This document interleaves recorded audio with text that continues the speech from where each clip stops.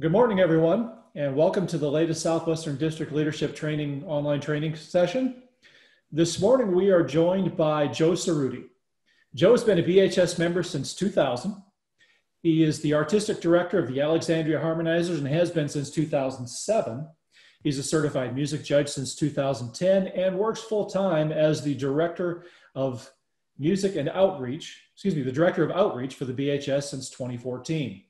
He has a bachelor's degree in jazz, commercial music, and music education, as well as a master's degree in choral conducting, and has served on faculty at Harmony University consecutively since 2005.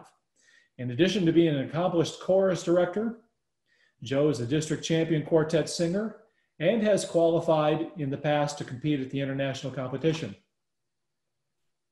Joe coaches and teaches regularly at Barbershop and various choral events throughout the world and enjoys working with quartets and choruses at all levels. Joe is passionate about helping ensembles grow and improve through acknowledging and building on current strengths, as well as identifying performance and rehearsal techniques that can help address opportunities for improvement. With that, Joe, the floor is yours. Welcome. Awesome. Thanks a lot, Scott, and welcome everyone. I'm glad to be with you today. This is my 86th visit with a barbershop group during the pandemic. So I'm excited to join the Southwestern District today and talk just a little bit about how we might get in an appropriate mindset for all of this uncertainty that we have been going through. So I am going to share my screen and hopefully you can see that. Are we good there? Good. Okay. Awesome. So, the demographic, but before I jump in, I'll just say again, my neighbors are having some sort of construction this morning. So you may hear some hammering and sawing in the background, and I apologize for that, but we'll push through it. I think we all know that the average demographic of our members of barbershoppers are kind of in the higher risk category during this pandemic.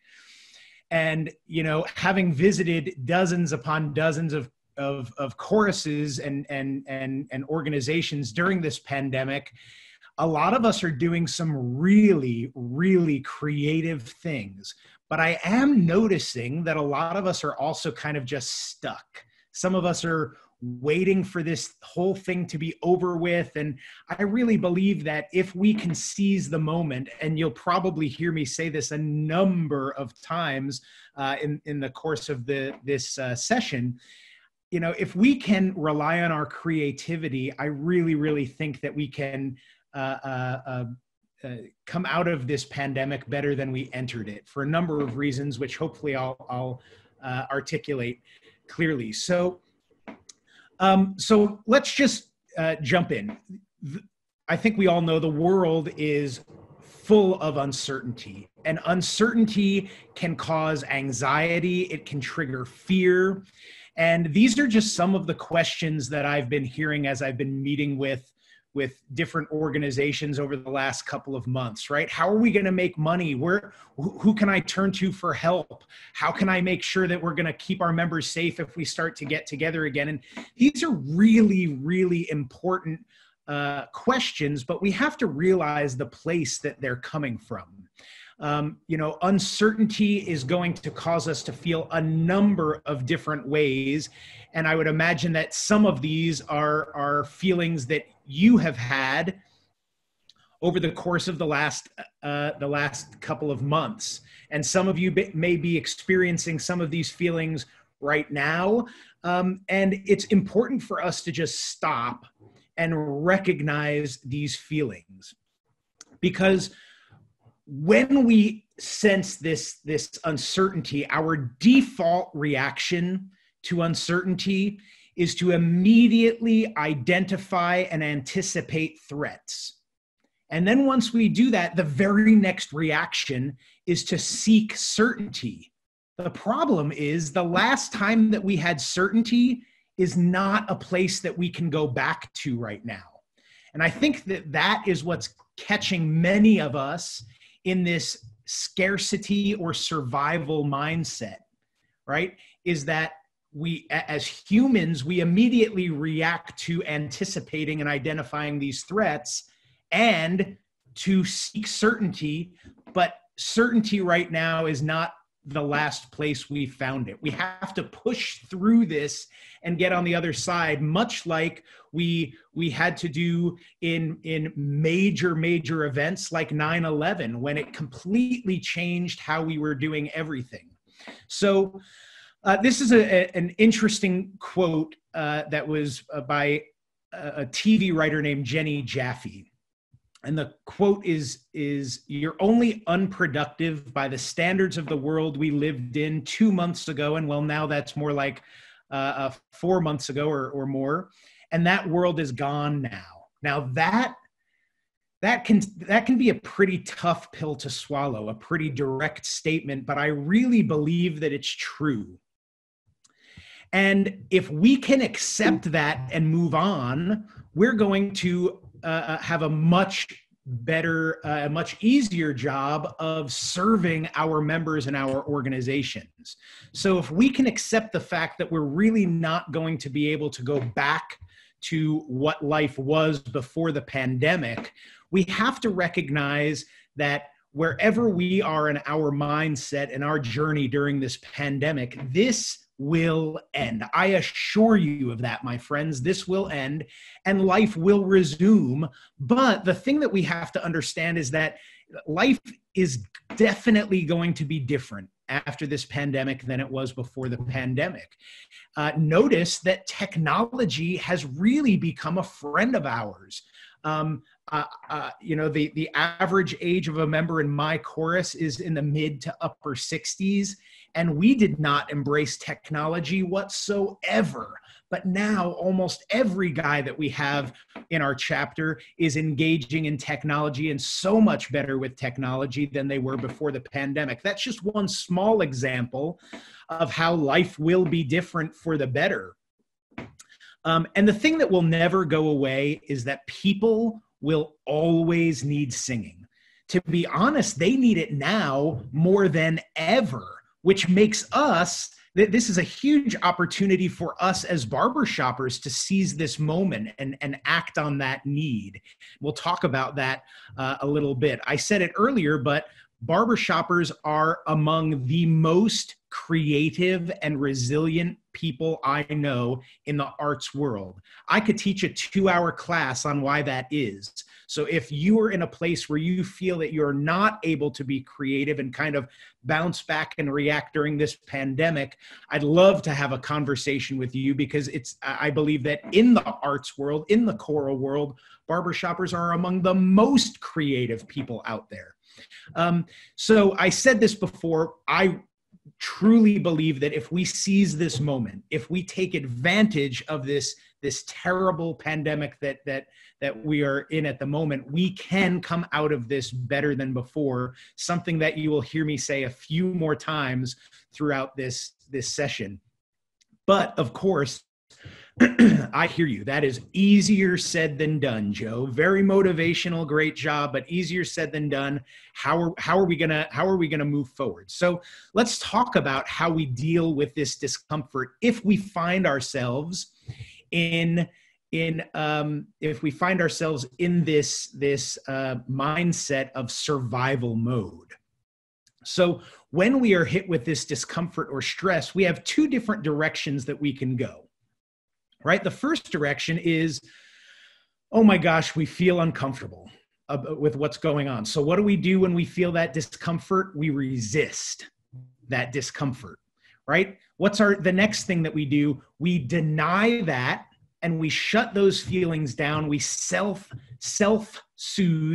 We hope that this feeling will temporarily pass. And then what happens? It causes us to stress again.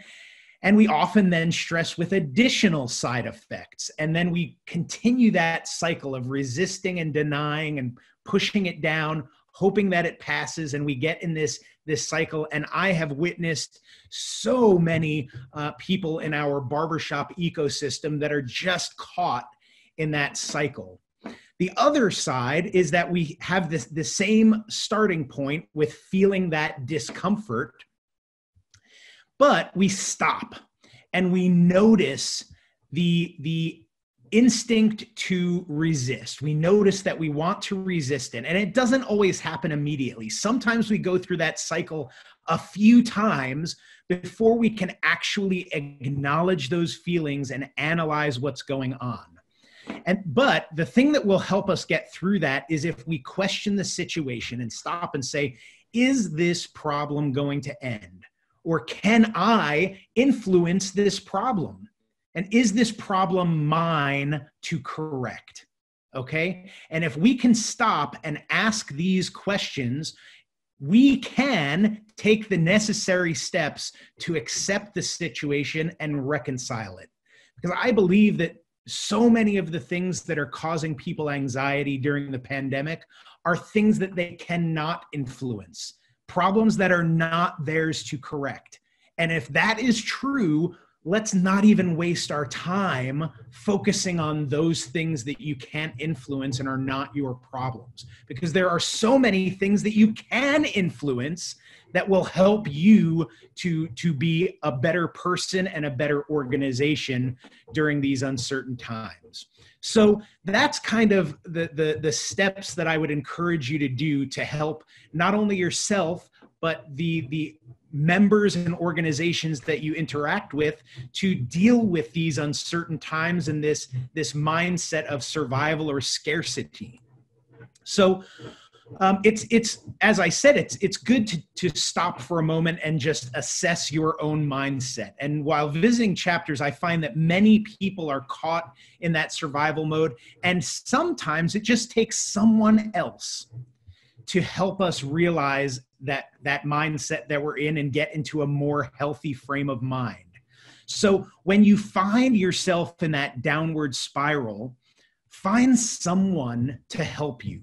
So here's just, and I'll share these slides with Scott so that you can read through these more. We won't spend too much time in it, but you can see in the left column, we have a bunch of potential problems. Right? And there's two ways of looking at it: in the survival or scarcity mindset, or in the growth mindset, right? We're faced with the problem of COVID-19 is making people sick within my community.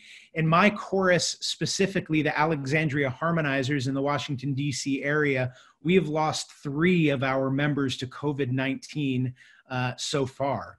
And while that has hit us terribly, and we are working through our own grief in the loss of those members, it has also brought the chorus much, much closer together, closer than we've ever been as a chorus. So, right, we can take this problem and say, oh my God, well, everyone else is going to get sick. Or the other side of that spectrum really is, well, that's not true. This whole thing is fake, and let's just get back to singing.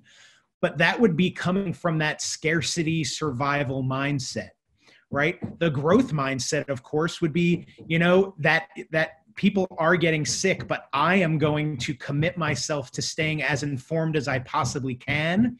And even though we can't get together right now because of that, I'm going to do everything I can to make the most out of this situation. So I won't go through the other problems, but it's important for us to pause a little bit and recognize what problems we're faced with. And is our reaction a reaction that is based in survival versus based in growth and opportunity? So sometimes it's not as much about the mindset that we have, but the mindset of other people that we are interacting with. So I'd like us to watch a short video about practicing empathy. And I will mute while this plays, and hopefully you'll be able to hear and see everything.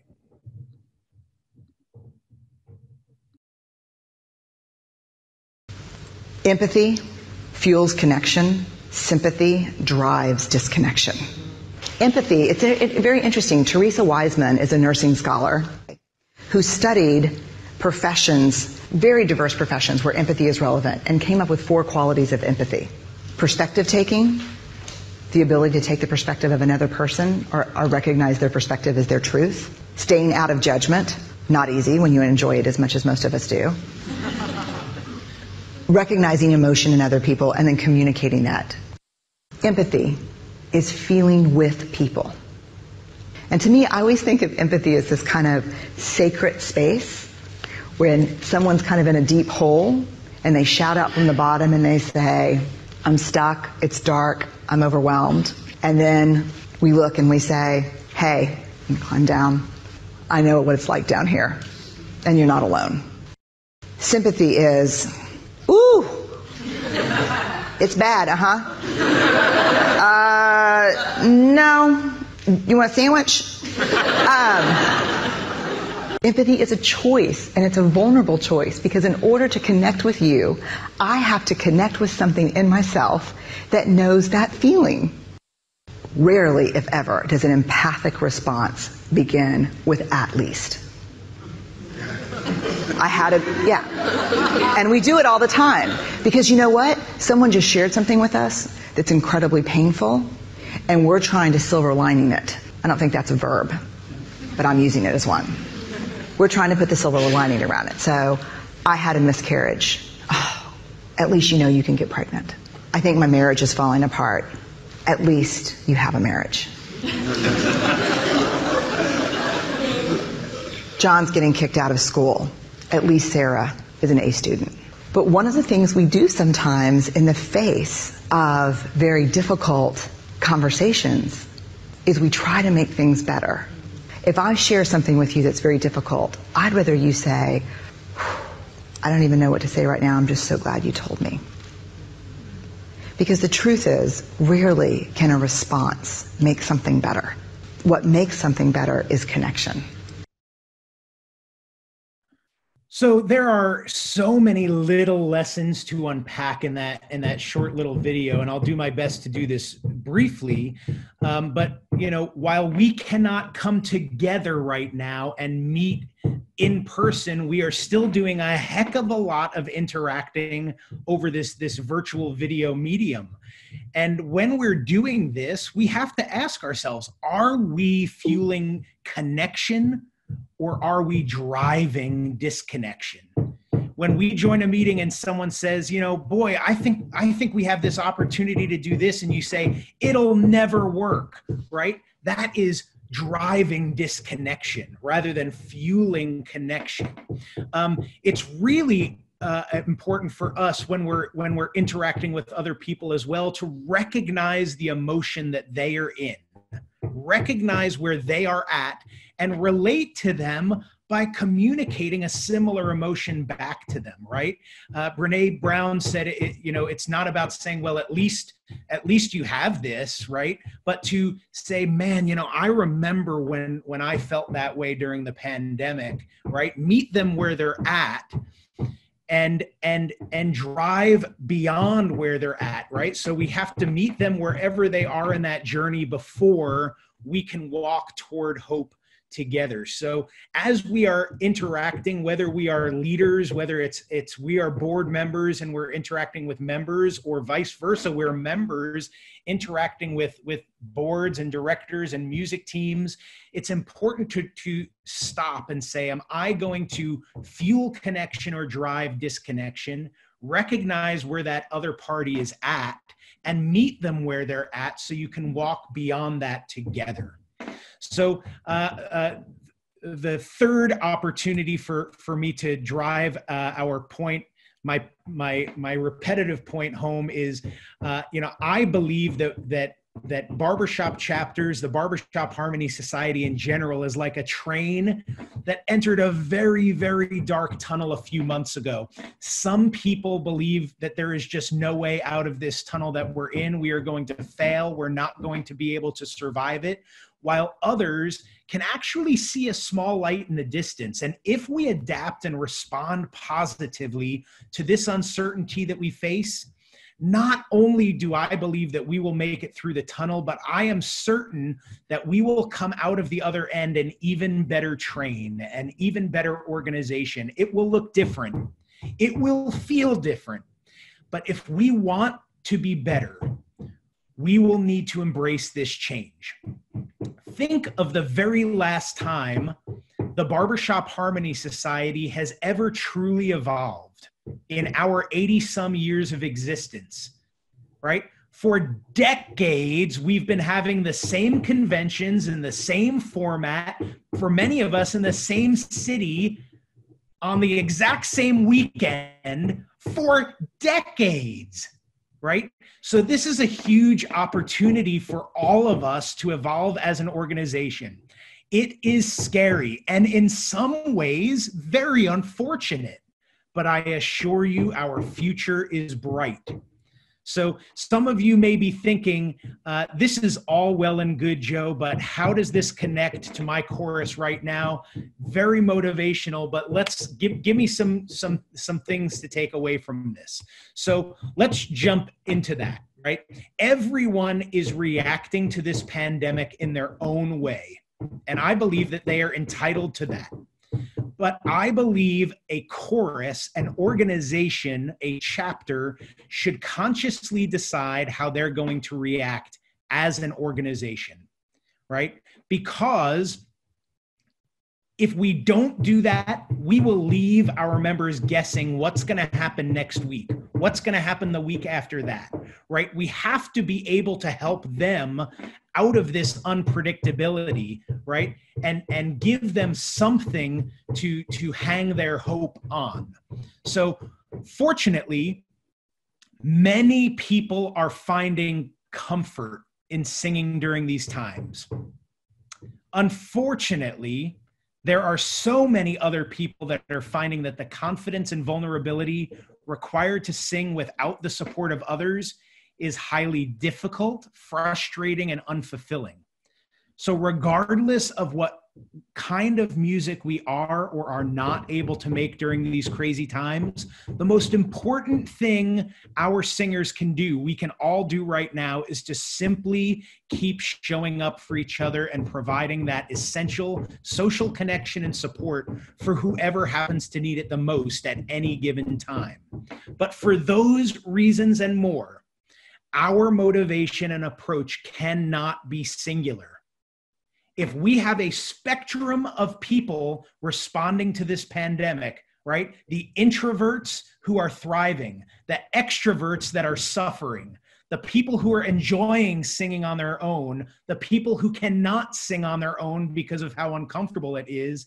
If we take a singular approach, we're only going to reach a very, very small part of our membership, right? So our approach cannot be singular.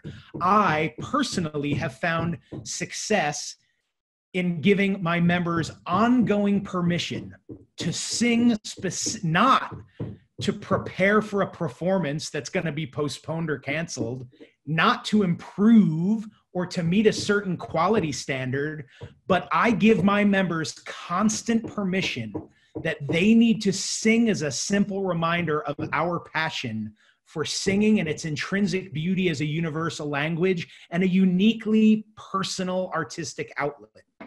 At the same time, we're finding ways to remind our community that while our community that is not singing barbershop, right? That while they may be physically isolated at the moment, they are not alone. Singing is a resource that they can rely on to get them through their isolation. So experiment with ways to provide them, your community, with the essential social connection necessary to engage, now virtually of course, with others in their community and benefit from the joy of singing. Right? We have always viewed ourselves as performance ensembles, meaning I stand up on stage and sing to you, you sit in the audience and applaud for me, right? And that has been stripped away from us for the last couple of months. I think that if we can reposition our mindset away from being a performance ensemble and being an organization within our community that specializes in the benefits of singing together in harmony, how many people in your community right now are in need of the intrinsic benefits of singing together in harmony? The answer is all of them. They just don't know it yet, right? So we can invite the rest of our community who are in need of this wonderful network that we have virtually right now to join us. what does it matter if they can't match pitch? We're all on mute anyway, right? But if they can join us and connect with us, we're going to be seen by our community as an asset that they need. And when this whole thing is over and we come back together, they are going to remember that we were there for them in that time of need. So given our required isolation, there are only so many ways that we can engage with people during the pandemic, but the fewer approaches that we use, the fewer people we're going to reach. So here are a few methods of engagement that I have been recently using with my chorus to ensure that we connect with everyone in their own way. The first is exactly what we're doing right now. We call this the live interactive video. We do this like we're doing now over Zoom. Our weekly rehearsal is about 2 hours long, Tuesday nights from 7 to 9 o'clock on the East Coast. Many people are joining these live video activities as the one and only opportunity for them to be seen and heard while isolated during this pandemic. Even with 60 people on a call, all muted, the opportunity to be seen and raise a hand and ask a question, it provides that necessary connection to life that is lacking in so many other ways at the moment. And while some have reported fatigue over these opportunities, others are remaining as engaged as we can produce these things. So we'll just go through, we have a different attention span for virtual things than we do when we are live. And I have found that that attention span is about 15 to 20 minutes per activity, unless of course you have a really exciting guest speaker like Joe Cerutti, then you can go on for about an hour or so. I'm completely joking about that. We make sure that within our 2-hour rehearsal, there is variety, right? And we break that variety down into 4 different segments: singing and rehearsing, education, entertainment, and social. So in every Tuesday night 2-hour rehearsal, 30 minutes will be devoted to singing and rehearsing, 30 minutes to education, 30 to entertainment, and 30 to social.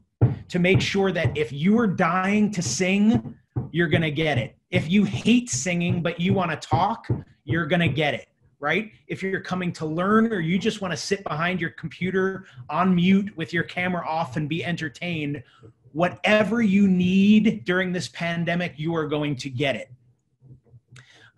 We make sure that we brainstorm constantly. And the objective to brainstorming what we do in our virtual rehearsal is we will not do anything in our live interactive video rehearsals that our singers can do on their own. One of the things that I've been seeing happening regularly is we're all using learning tracks. Well, you know what? That's something that we can do on our own, right? I can turn off Zoom, I can disconnect, and I can listen to my learning tracks until the cows come home. If we do things that our members can do on their own, guess what? They're going to do it.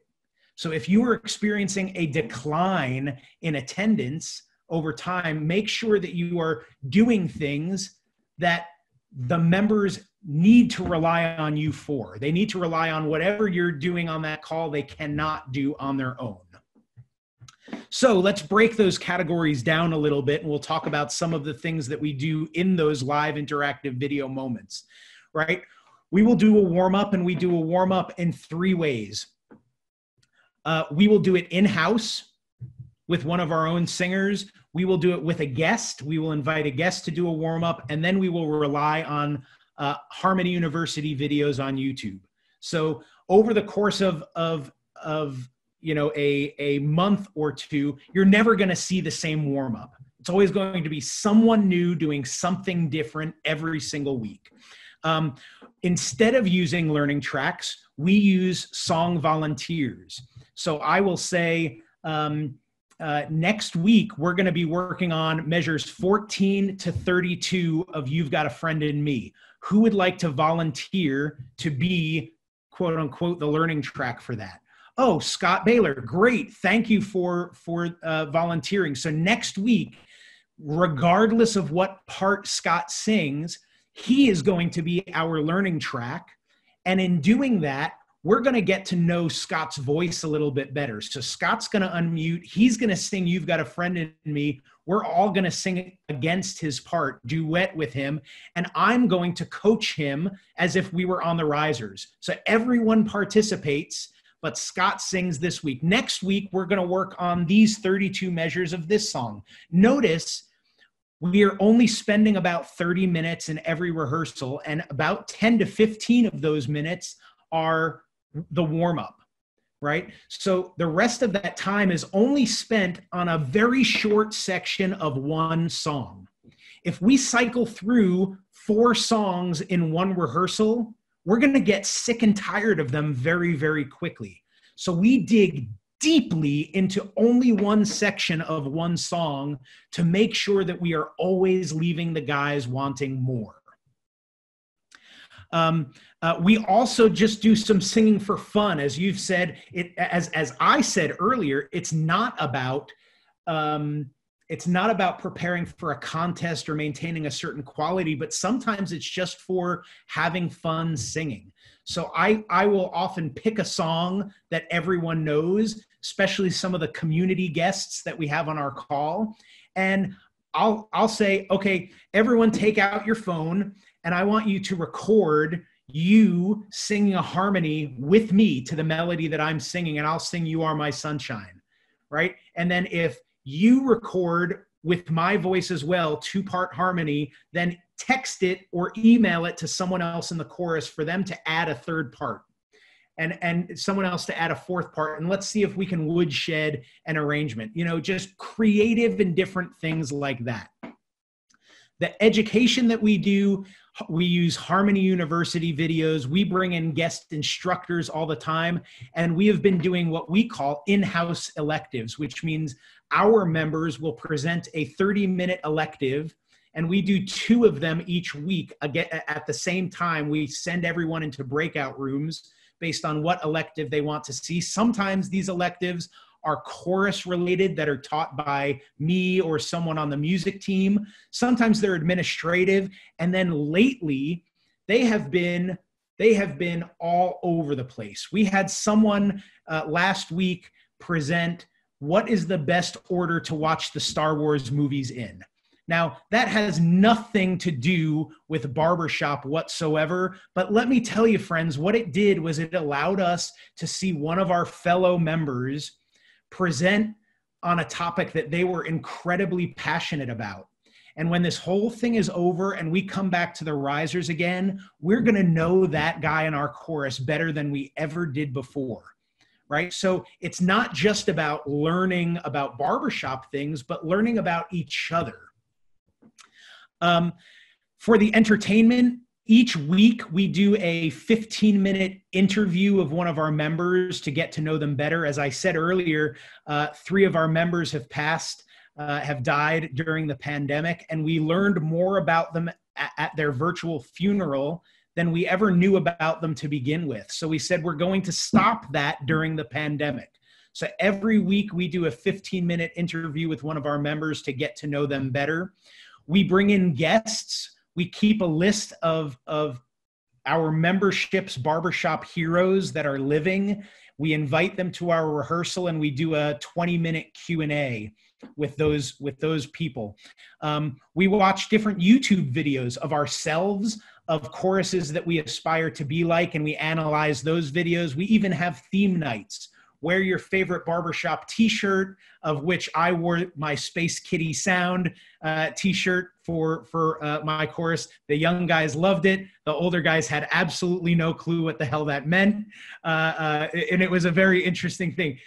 So we have all sorts of wonderful, Travis. I see that you've got the same shirt on. So different theme nights to make guys want to turn their camera on and show off a little bit. And then that last part, social. Every single virtual rehearsal we have, we spend 10 minutes in breakout sessions in groups the size 3 to 4 people per breakout room. You can just do that randomly on Zoom. And what that does, we pick a different topic every week, and it alternates every other week. It will be something that is chorus related, something that is not chorus related whatsoever. So one week it will be, what was your favorite barbershop performance experience ever? The next week it will be the chocolate chip cookie and the oatmeal raisin cookie. Which one is better? Debate, right? And we break into small groups of 3 and 4. Everyone unmutes, everyone can talk, everyone can be heard. We come back together and we debrief. So that we do that every single week. We have happy hours before rehearsal, afterglows, after rehearsal, so on and so forth. The interesting thing about this is, please do not take this as Joe Cerutti, the director of a 100-man chorus, that says this is what works for a 100-man chorus. If you joined late, I have visited, this is my 86th visit during the pandemic of a barbershop group. And these are all ideas that work no matter the size of the chorus, right? No matter the quality of the chorus. But if you say this is too much, consider teaming up with other choruses to share the load. I have witnessed a lot of choruses that have partnered with other choruses in their time zone, right? It doesn't even matter how close you are together, that 4 choruses will partner together, and each chorus is only responsible for planning 1 rehearsal a month, and they all attend each other's rehearsals, so on and so forth. So tons of opportunity. That's the first of 4 methods that I would encourage using to make sure that we hit a comprehensive set of our membership. The second method we call the pre-recorded non-interactive video. So this allows people to consume resources at their own pace. What we do is we record videos on our own of various topics, and we post them to our private group on Facebook. Now, with a chorus of about 100, we have a goal of recording about 5 of those videos a week. But other choruses can set a goal of doing 1 video every other week, right? But what this does is, regardless of your geographic location or time of day, you're able to consume resources at your own pace. And this is the most inclusive way of connecting with our chorus. Those who don't want to join the Zoom call, who miss the Zoom call, who are up really late at night or up really early in the morning, can go to that Facebook page and engage in barbershop material whenever they want. These videos cover a very broad spectrum of topics, from administrative to artistic, educational to entertaining, how to sell more tickets, how to raise more money, how to learn music more effectively from home, how to use Zoom and Facebook for some of our older members, the origins of our repertoire, reviewing past performances, so on and so forth. These are all things that we do, right? So we record these videos on our own. There's nothing special to this. There's no tech. It's just using your cell phone, using your laptop, and just going live to Facebook. Very, very easy. The video length is between 5 to 20 minutes.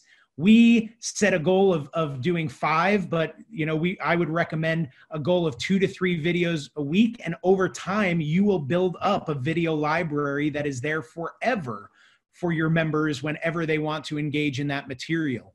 I mentioned this, different topics of what you can do in those videos.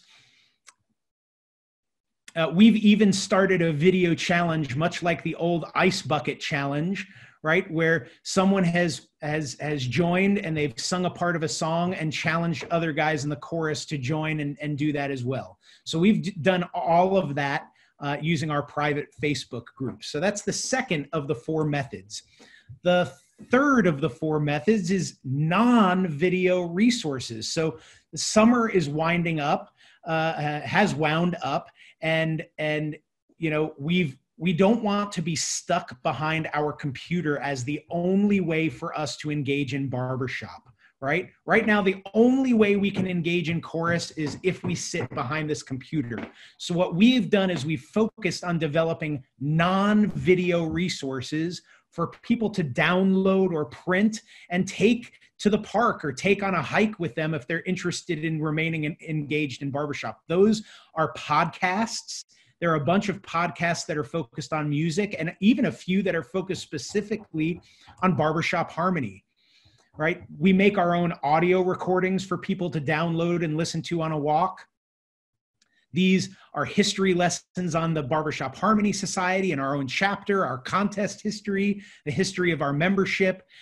We do tutorials on different educational topics. We'll even take some of the pre-recorded videos and just strip the audio from them, or even some of the components of our virtual rehearsals. And we do a ton of annotated sheet music.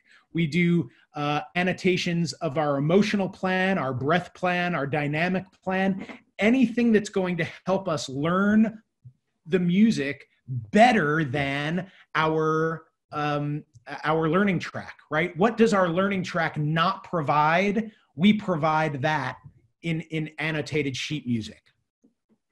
And sometimes we'll even pair the annotated sheet music with an audio recording as well to kind of help them. As you're looking at this annotated sheet music, there will be an audio recording that kind of walks them through that as well. And then we get to the fourth and final method that I believe this is the most important one, and it's what makes us unique as barbershoppers, and that's that casual social connection. We are living in a time where, I don't have to tell any of you this, social connection is needed more than ever. And providing such opportunities is incredibly important. So I already said happy hours before rehearsal and afterglows after rehearsal. We do social Zoom calls that are not even connected to rehearsal sometimes, just when we know that there's someone who needs it. We've established old-fashioned phone tree check-ins, especially of the members who we know don't want to engage in the Zoom calls. We don't do that to say, hey, where were you? We need you to attend rehearsal. We do that to say, is everything okay? Is there anything that you need? You know, just to check in on our members in that way. We have been doing surprise singing telegram visits with some of our younger, healthy members that are willing to do that. They will stand socially distant with masks on outside of someone's house and call them up and say, hey, come to your front door, and sing a song to them just to kind of brighten their spirits. We'll also help some of our members buy groceries if we know that they're not comfortable going out. We know that this connection that we have, this barbershop community that we have, and what we do changes lives. We all know that. I don't have to convince you of that, right? But what we don't always realize is that people struggle and they're not quick to share that, right? I don't know that, especially in men's groups, we don't raise our hand all that often and say, me, I'm struggling with depression, or I'm afraid to go out and get my own groceries during a pandemic, right? So we don't necessarily need to wait for people to say these things. We need to just be there and support them the best way that we know how. So if all of this is overwhelming, if you say, you know, I'm in a chorus of only 14 guys, we couldn't do any of this, I would urge you to consider that that is a scarcity mindset way of thinking, right? And any chorus of any size or quality can do any of these things as long as you pace yourself and you consider any of these ideas at your own level.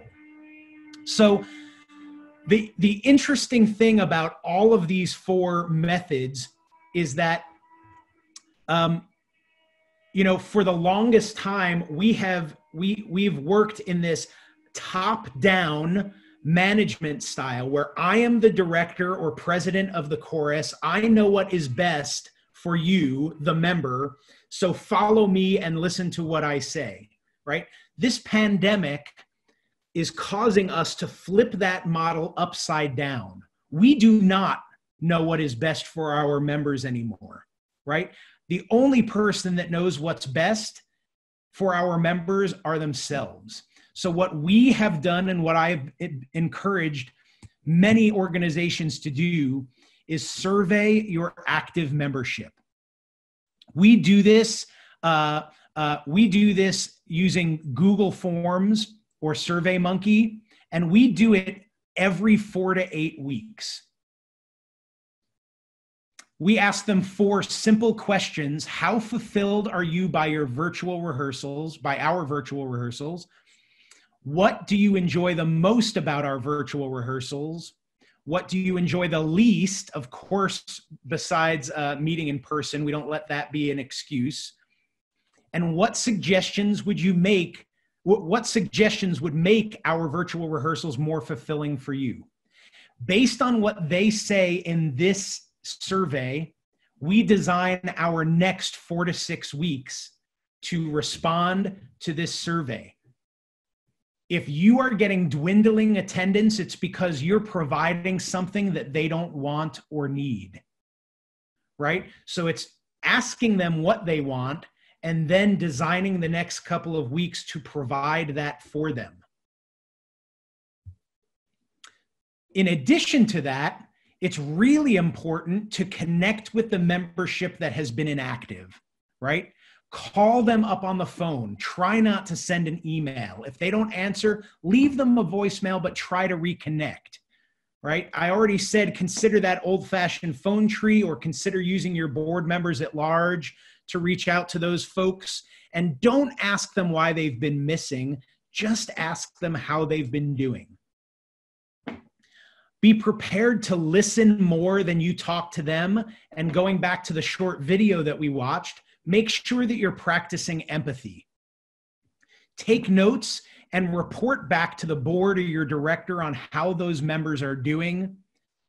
And it's okay to share with them that the chorus is interested in seeing them, and to let them know what the chorus has been up to and that they're missed, right? But you don't want to add pressure, right? We shouldn't be doing things during the pandemic that add pressure and anxiety, right? Or they'll be less likely to talk to you again, right? But as I said, we use the data from all of this, from our calls to inactive members, our surveys to the active members, and we use that to modify our approach from week to week. Now, I'm wrapping up the talk and we'll take time for questions, but I want to encourage you to use this time wisely. We have been given an opportunity. It is an awful opportunity. There's nothing great about this pandemic, but friends, if we are creative, this pandemic is an opportunity for us to be better. So while we can't do the things that we've always done, consider doing the things we've never been able to do. Consider producing a virtual concert. Collaborate with other people if you don't have the capacity or ability to do that. Plan your next show, or what your very first live rehearsal will eventually look like. Figure out what you've done in 2019 and produce an annual report to show your community what kind of ensemble you are. Use this time to conceptualize a strategic plan to help you grow into the future as an organization. Figure out how to raise money during this time. Initiate your own development strategy, right? Who doesn't need money during this time? The Alexandria Harmonizers, my chorus, did a 24-hour fundraiser in April, and in 24 hours, we raised just under $33,000 in 24 hours. Now, I could do a whole 2-hour session on that, and if you're interested, I'd be happy to come back and do that, because you could probably ask questions out the ears on that one. But right now, friends, people are giving money to groups because they're not spending their money going out to dinner and going on vacations, and they want to be connected with groups that are doing good things. So while people are being laid off and foundations are not giving their money, individuals are giving money. We made $33,000 in 24 hours, and the average donation size was $5 to $20 per person. Brainstorm ways to recruit and retain your members. People will join your chorus during this pandemic. We have had maybe 4 people join as members during this pandemic because they want to be connected to an organization like ours that is providing those intrinsic benefits to singing together in harmony that they need. They just didn't know they needed it. And finally, use this time to collect testimonials from other people. Enhance your brand, enhance your marketing, okay? And finally, when you get stuck, when you say, Joe, this is all well and good, but I can't get past my own mindset, or I can't get my board to get past this survival mode mindset, take a big step back and evaluate that mindset. Walk away from it for a moment and say, what mindset am I using to approach this problem? And identify those around you who you know can help you get into that growth mindset. I think it's really important for us as organizations to actually document your strategy during the pandemic and share it with your membership so that they can buy in, and not constantly say, is it next week? Next week, are we going to get together? Is that when we're going to do? Is it next month? When is it? Am I going to have to wait another 12 months?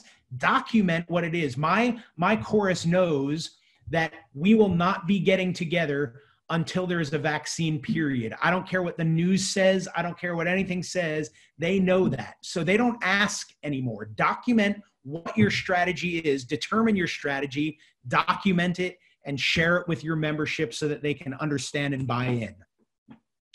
Look to other choruses in and out of the BHS, right, in your community to share best practices. I've created a network of choruses, not necessarily barbershop, but choruses that have the same budget size, have the same membership size as mine in the Washington, D.C. area. And we've created a network to just share all of the best practices of how we're supporting our members. Look to other choruses for help. And of course, lean on the Barbershop Harmony Society. We are here to help. We have been doing all of our staff have been doing virtual chapter visits on a number of different topics, right? There are all sorts of things that you can rely on BHS for. And if you're just as stuck as you can be, consider taking a few weeks off and use that time to plan and reconsider a new approach. But the bottom line, friends, is ask for help. There are plenty of people that are willing to be a resource. So we have just a few minutes left, and I'll end here and stop and see if there are any questions. You'll see my email address here. I welcome any of you to reach out to me if there are questions that we don't get to in the short amount of time that we have to answer them. Thank you, Joe. That was really polished and really some great information. I'm going to have to go back and review that myself to pick up some tidbits there of things that I want to talk about implementing in our chorus. And just so you know, I will be getting back to you about trying to set up a session about the fundraising program you guys did back in April that you instituted for your community. I'm going to want to pick your brain about that a little bit and maybe set up a session, because I'm sure there are going to be guys who are going to have a lot of questions about that as well. Sure, that would be great. I'd be happy to do that. I spent some time doing essentially that with Space City Sound. So if you want to ask them how that went, I'd be happy to come back and do that. Cool. I will be bugging you about that probably sometime this week, and we'll talk about it more. Great. Go back to the virtual concert that you were planning for the harmonizers. How are you planning to do that? Are you recording people individually and stitching that together, or tell me a little bit about the format that you're planning to do that? Yeah, so the virtual concert that we're doing, since we can't get together as a chorus right now, we're actually going to show off who is in the chorus. So we're going to use a few videos, maybe 2 videos from past holiday shows, right? We are going to do 1 or 2 virtual choir style videos, but the rest of the show is going to be either chapter quartets that are able to get together, or individuals. For instance, I play the piano, so I'm gonna talk for a minute or two about my family traditions around the holidays, and then I'm gonna play and sing a song behind the piano. Another guy plays the guitar. We've got a classic rock band within the chorus, and they're going to play a Beach Boys holiday song from their driveway. You know, so it's not about barbershop. It's not about the chorus, but it's about demonstrating our family traditions during the holidays and showing who we are as a chorus when we're not able to be a chorus.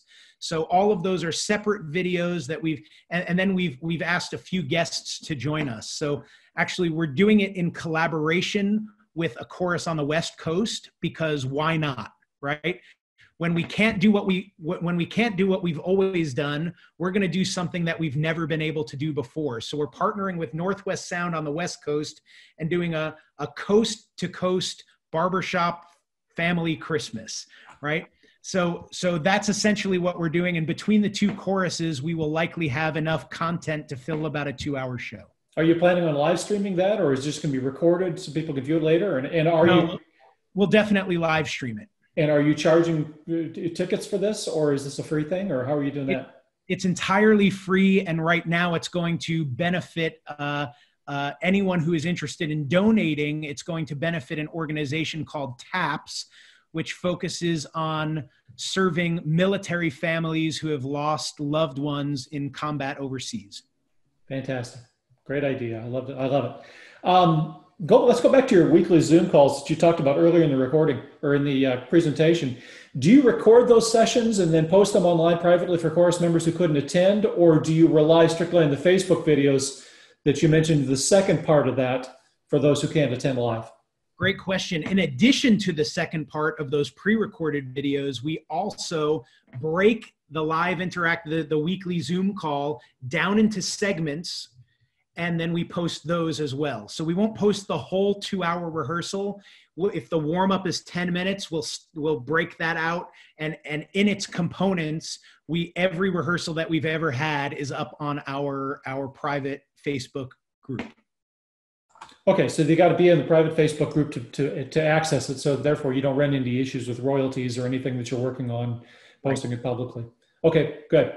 That's all the questions that I had queued up. Guys, if you have a question that we didn't cover, and in the last 2 minutes that we've got left, if you want to unmute real quick here, please feel free to do so. I don't think I'm going to be able to unmute everyone, but I think if you have a question, feel free to pop in and ask it real quick here before we end this. And thanks for bearing with all of the construction noise as well. I appreciate it. This is David Carey with Acapella Texas Secretary. I've had a couple of members who have indicated that, why should I continue paying my dues? I'm just not getting enough out of this. What should we say to members like that? Yeah, I've met with a number of choruses who are in that situation, David, and I would say this. I'll try to say this as quickly as possible.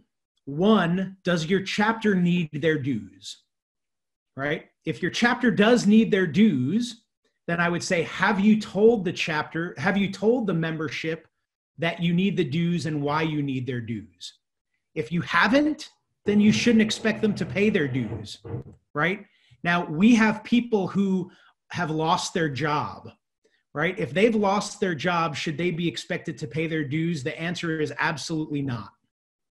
But if you've kept your job, you're in a good place financially, and you don't want to contribute to the chorus and to the Barbershop Harmony Society, then you don't understand why we need it, right? And what a lot of choruses have had success in doing is to say, we're in a really tough time and we need your dues, and here is why we need them.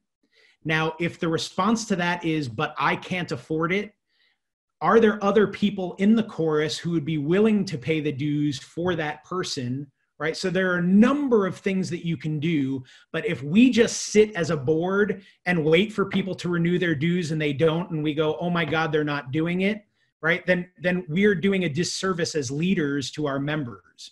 So the first question is, do you need the dues? If the answer is no, then hell, let your members do whatever the hell they want, right? I'll tell you right now, the Barbershop Harmony Society needs your dues more than you know, and more than they are advertising right now, right?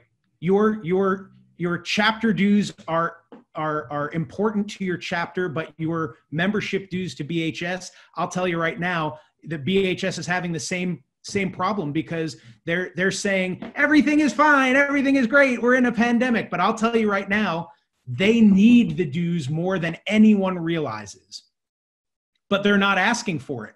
So we have to look at our chapters the same way. If we need it, we have to articulate the fact that we need it and why we need it.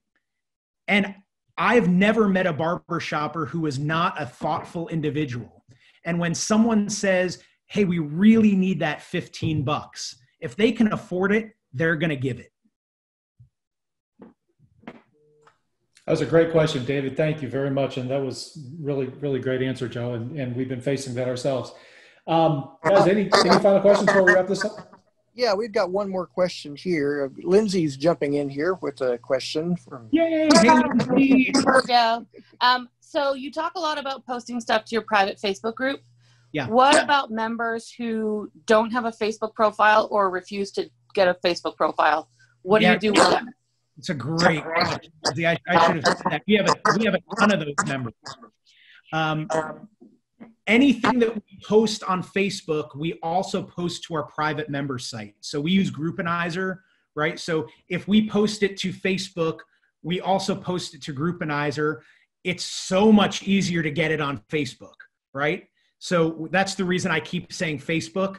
But if you want to go through Groupanizer to find it, we post all of those videos on our private member site as well. And then we keep a shared Google Doc with the link to every single video we've had throughout the pandemic, and they're categorized.